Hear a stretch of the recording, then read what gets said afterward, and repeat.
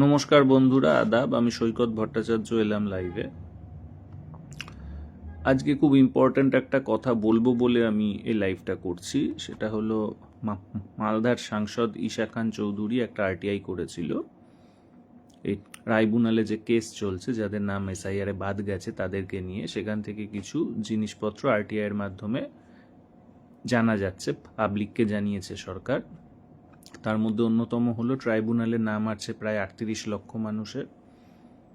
এদের মধ্যে 82,000-এর শুনানি হয়ে গেছে এবং তার মধ্যে 75,000 অর্থাৎ 91%ই শুনানিতে সিটিজেন হিসেবে চিহ্নিত হয়েছে এবং তাদের আবার নাম ভোটার লিস্টে উঠে গেছে।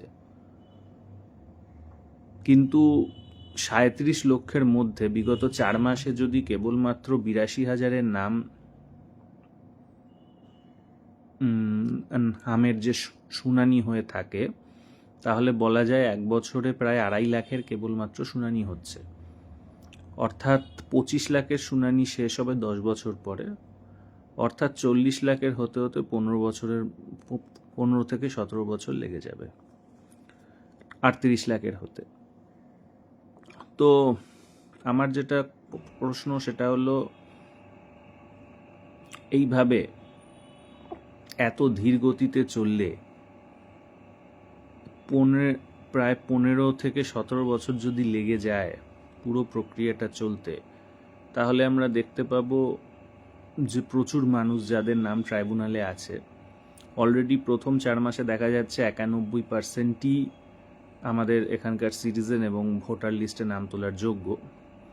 তাহলে যদি আমরা এটা ধরে নিই যে 38 লাখে বাকি যে 37,20,000-এর মতো আছে, তাদেরও 90 কি 91%-এর মতোই ভোটার লিস্টে নাম থাকার যোগ্য, তাহলে এই মানুষগুলো কেন প্রায় 15 বছর ধরে ভুক্তভোগী হবে?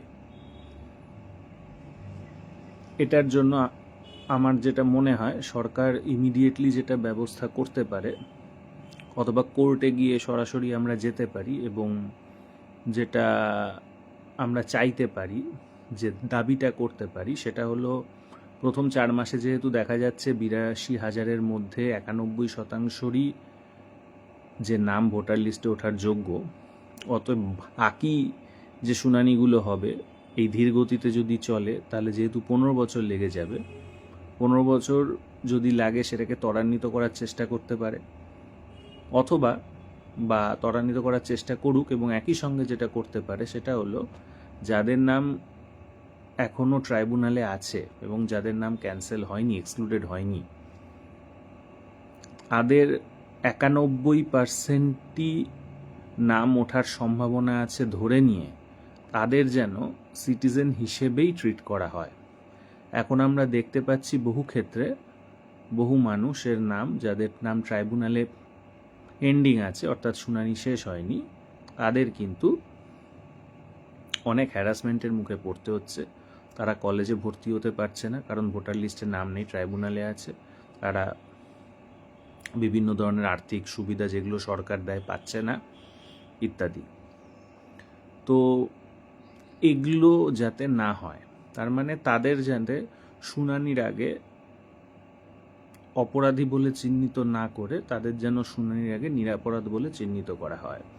অর্থাৎ তাদের যেন শুনানির আগে ভোটার লিস্টে নাম উঠবে না এটা ধরে না নিয়ে, ভোটার লিস্টে 90 থেকে 91%ই সম্ভাবনা আছে তাদের নাম ওঠার, এটা ধরে নিয়ে যেন তাদের ট্রিট করা হয়। অর্থাৎ যতক্ষণ না শুনানি শেষ হচ্ছে তাদেরকে সিটিজেন হিসেবেই যেন ট্রিট করা হয়। এটাই আমার আপাতত অনুরোধ কর্তৃপক্ষের কাছে এবং প্রশাসনের কাছে। এটাই একমাত্র উপায় যাতে এতগুলো মানুষের, প্রায় 37 লাখ মানুষের এই করুণ দুর্দশা থেকে খানিকটা হলেও মুক্তি দেওয়ার। কারণ এই ট্রাইব্যুনালের প্রসেস আদৌ সরকার এক্সপিডাইট করতে পারবে বলে আমার মনে হয় না। সেই জন্যে যতদিন না শেষ হচ্ছে, যবেই শেষ হোক তার আগে পর্যন্ত তাদের সিটিজেন হিসেবেই ট্রিট করা হোক। এবং এটাকে কেন্দ্র করে কোনো কেস করা যায় কিনা সেটা আমরা দামাল বাংলাও চেষ্টা করছি, চিন্তাভাবনা করছি।